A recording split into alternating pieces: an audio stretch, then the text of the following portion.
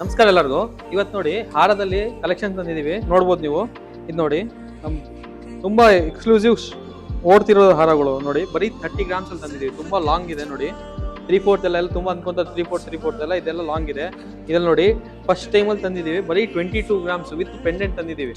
ನೀವು ನೋಡ್ಬೋದು, ಯಾರು ಮಡಗಿರಲ್ಲ, 100% ಗ್ಯಾರಂಟಿ ಕೊಡ್ತೀನಿ ಐಟಮ್ದು. ಇದ್ರಲ್ಲಿ ನೋಡಿ ರಾಧಾಕೃಷ್ಣನೂ ಬಂದಿದೆ ನೋಡಿ.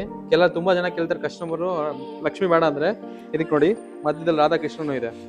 ಈ ತರ ನೋಡಿ, ಇದು ಬೀಟ್ಸ್ ಅಲ್ಲೂ ಬೇಕಾದ್ರೂ ಇದೆ ನಮ್ಮ ಹತ್ರ ನೋಡಿ. ಇದು ಇದೆ ಬೀಟ್ ಹಾರ, ಬರೀ ಕಾಸು ಹಾರದಲ್ಲೇ ತುಂಬಾ ವೆರೈಟಿ ಇದೆ, ತುಂಬಾ ನಮ್ ಡಿಮ್ಯಾಂಡಿಂಗ್ ಪೀಸ್ ಇದೆಲ್ಲ ಇದೆ.